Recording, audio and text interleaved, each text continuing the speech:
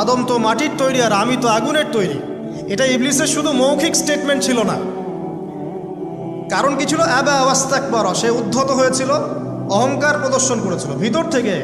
Internally সে অহংকারী ছিল, সে under estimate করে কথাটা বলেছে, শুধু মৌখিকভাবে বলে নাই। কিন্তু ঠিক এই ব্যক্তির ঘটনা এমনই, সে মন থেকে অহংকারী হয়ে উঠেছিল, যদিও বা সে আবেদ ছিল। এখানে আমরা যারা প্র্যাকটিসিং মুসলিম হওয়ার চেষ্টা করছি, আমাদের জন্য এখানে নিদর্শন আছে। পাঁচ ওয়াক্ত নামাজ পড়েই ভেবে বসবেন না যে অনেক কিছু করে ফেলছে, এক চিল্লা দিয়ে মনে করে ফেলবেন না যে দিনের জন্য অনেক কিছু করে ফেলছে। একটা হজ করেছেন, ওমরা করেছেন, সিয়াম রেখেছেন, দিনের জন্য দান সৎকা করেছেন, একটা মাদ্রাসা মসজিদ করেছেন, ভেবে বসবেন না আপনি সব অনেক কিছু করে ফেলেছেন এবং অন্যরা সব ককরোচ তেলাপোকা, ওরা জাহান্নামে যাবে, এমনটা মনে করবেন। জানি না আমরা যে কার আমলের কতটুকু আল্লাহর কাছে কবুল হচ্ছে।